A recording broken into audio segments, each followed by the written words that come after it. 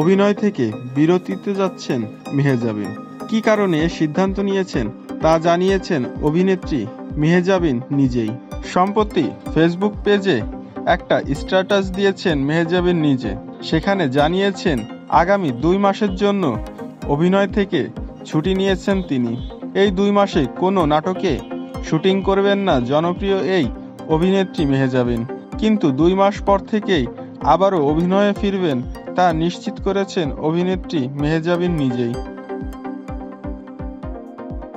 মেহেজাবিন বলেছেন বর্তমানে যে নাটকের কাজ পাচ্ছেন তার গল্প পছন্দ হচ্ছেন না তার, তাই নিজেকে একটু গুছিয়ে আবারও নতুন করে পছন্দের একটি গল্প নিয়ে হাজির হবেন।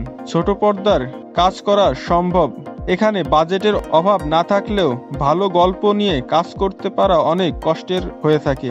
আরও বলেছেন, আমি ভালো কাজ করতে চাই, তাই এ বিরতি নিচ্ছি। আশা করি ভালো কোনো গল্পে দেখতে পারবেন আমাকে। সো ভিউয়ার্স, ভিডিওটি ভালো লাগলে অবশ্যই চ্যানেলটি সাবস্ক্রাইব করে সাথেই থাকুন।